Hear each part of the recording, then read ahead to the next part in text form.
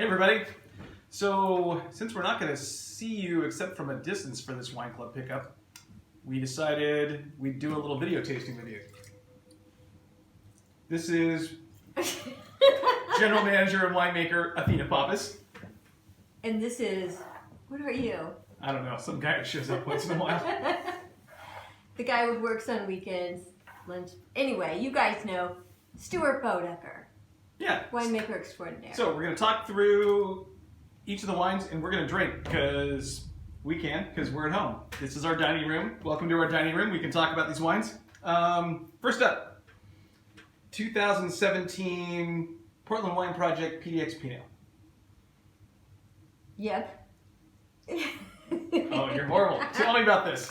Okay, so Portland Wine Project. It just began, oh my God, in 2008, our first year in Portland. It's a label that started off with our interns blending together to learn about our wines and how we made the wines in the vineyards. And it's become a really fun brand that we've been selling really well out of state before the pandemic. It tends to taste a little bit different than the rest of the blends that we put together. Yeah, so if you compare it to the 2017 Willamette Valley that we did in the last wine club shipment. Yeah. It's bigger. It's flavor profiles. Darker. Yeah, it's darker. It's more in that. It's more black fruited, more black cherry cola, more blackberries. But still, it's got that 2017 really pretty lightness to it. Yeah, yeah. Because still, we make the wine, and then we let the interns put their blends together. So, it's quaffable. It's a drink it every day. I don't know. I mean, we haven't actually held it back long enough to see how it. That's delicious, though. Yeah, I know. I drink a lot of it. Yeah. So that's our intro Pinot Noir for this wine club shipment. We've got, what do we have? We have 3 Pinot Noirs in this wine club shipment. We have the Portland Wine Project 2017. Then we have the Birch Blend 2017. We have the 2016 Cherry Grove. Yeah. And we have a couple other bonus wines that we threw in just because. Because it's a pandemic. Yeah. So why the hell not? And we're all drinking more, so we thought you guys deserve some more too, because otherwise we'll drink it all. But we're going to start off with the Pinot Noirs because that's really what the wine club's about. So, yeah. Yeah. Delish. It's, yeah. All our vineyards, or a variety of our vineyards. Let's move on. Wish I would have had this with the lamb last night. That would have been good. What do we have instead? White wine. Yeah. Wow, what's up with that? Okay, next up. 2017 Birch Blend. So most of you who are in Portland knew Bert Locke. We knew Bert. Oh, sorry. It's okay. You're fine. We knew Bert 20 years ago. Wait, more than 20 years ago. We knew Bert like 15 years before we started the winery. And then I can't remember what year it is because I'm old. Whatever. So then he started working for us. He was like, called us and said, "Hey, I'm bored. Do you know a winery that I could work at sometimes, just a few days a week?" We said, "Here, now, yes." And yeah, and one of the things that Bert had done way back in the day, for those of you who've been in Portland forever, he used to work for Rachel Starr and do a blend for her every year.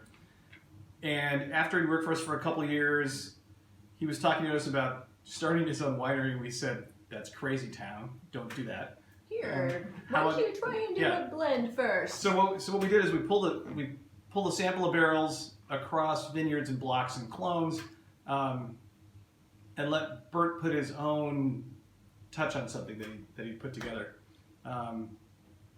His palate tended to be a little bit more my palate with a little bit more like pretty. Yeah, I was gonna say that jives with it. I think of it as pretty flashy. Pretty flashy. It's pretty flashy. This was a blend from Hershey and Shea. And what was it? It was just 2 barrels, wasn't it? Mhm. So just enough for us to sell to the wine club, tasting room, and keep it like that pure, pretty flashy.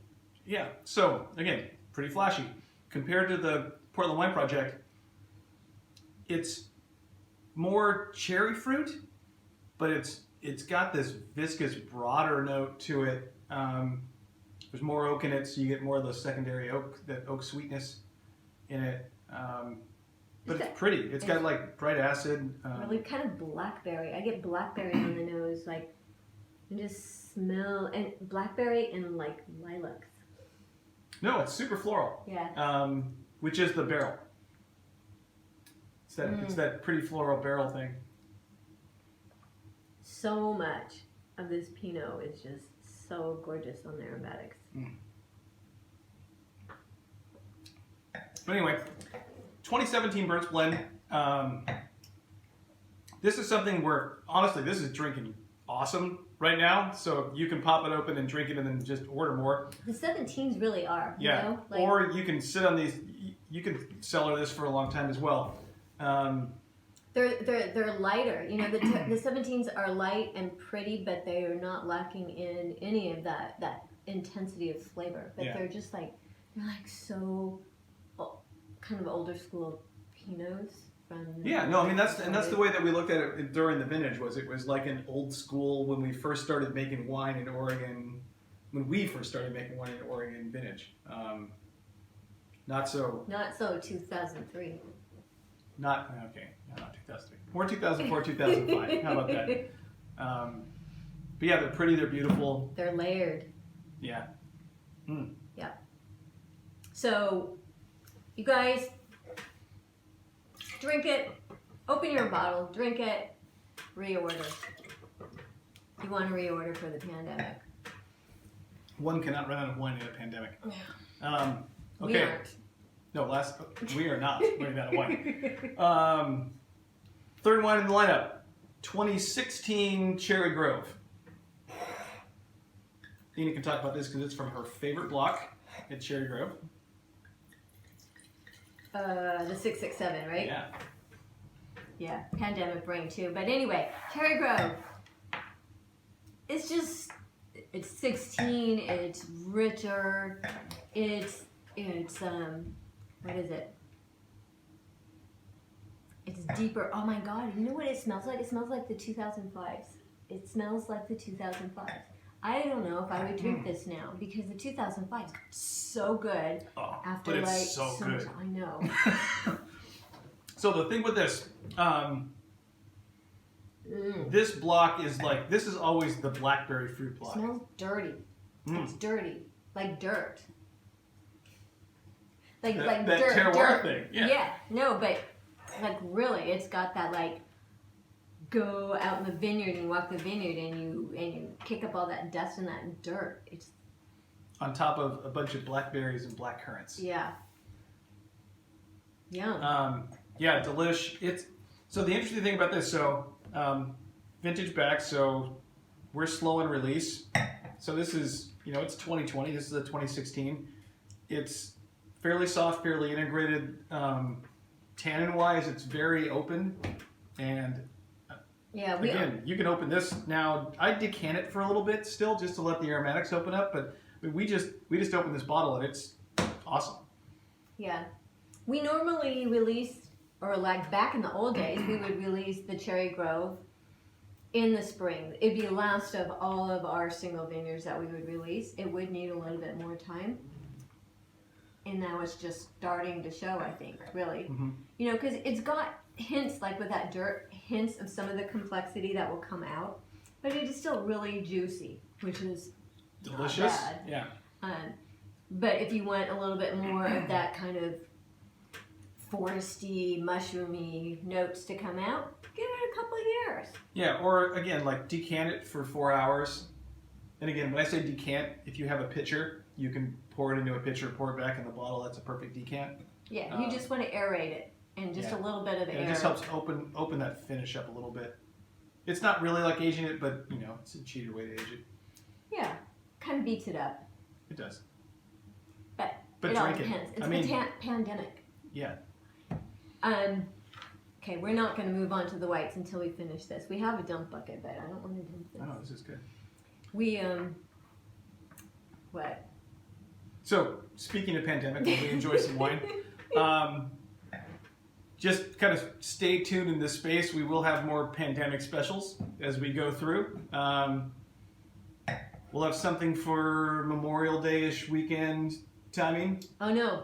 Memorial Day weekend, we're releasing the Still Life because we're going to bottle that up next week. Oh, yeah. So, Still Life.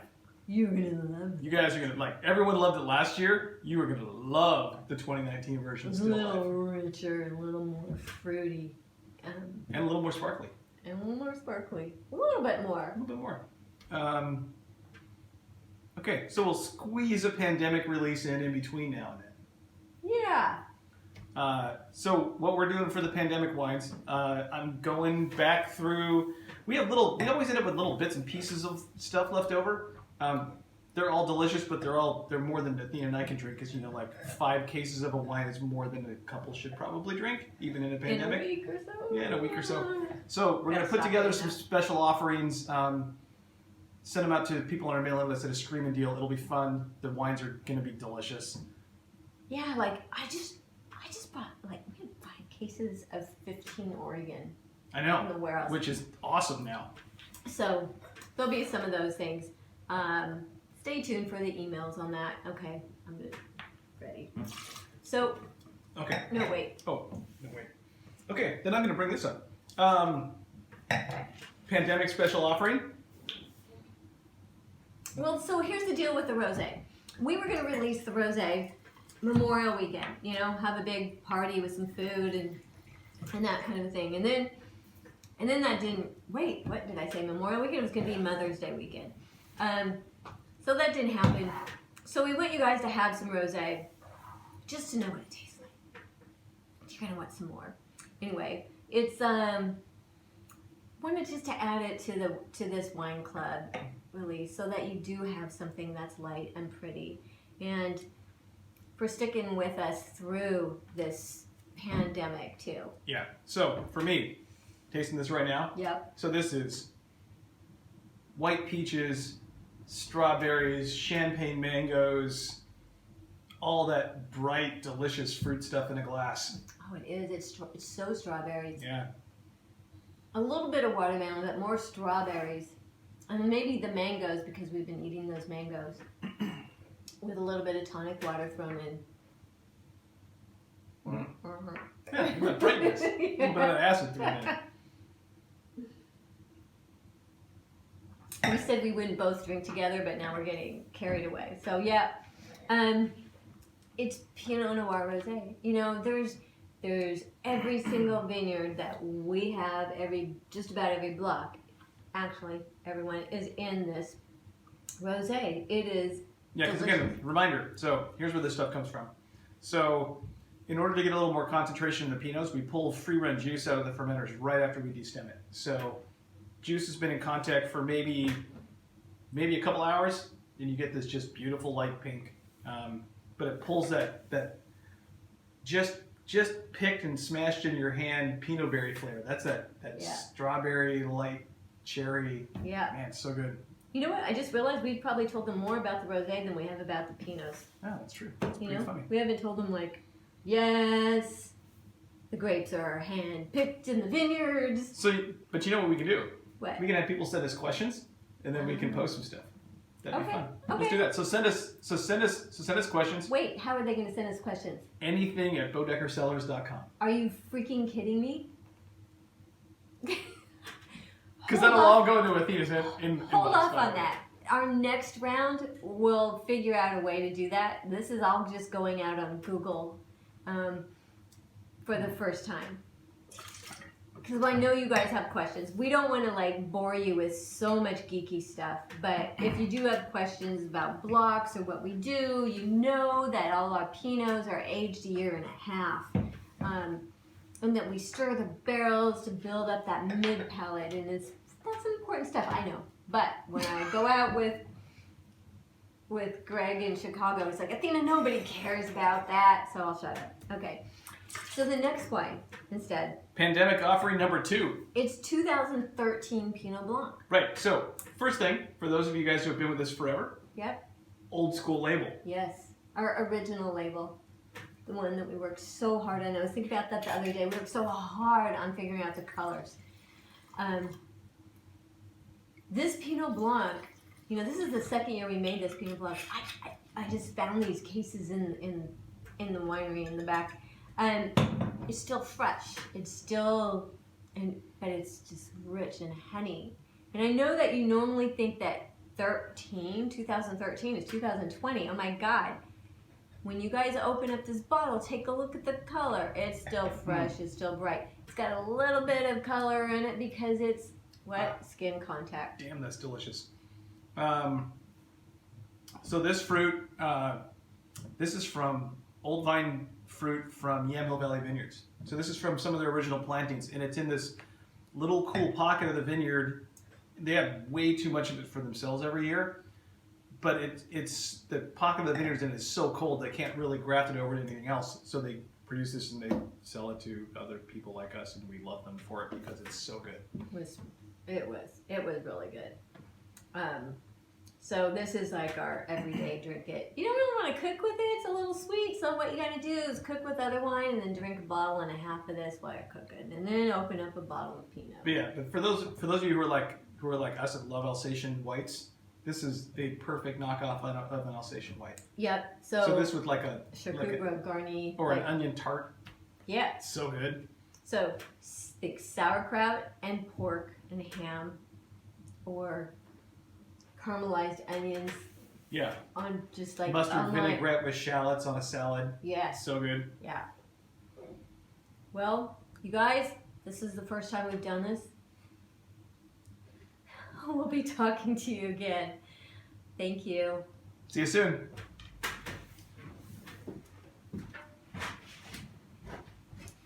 I think that's going to be fine.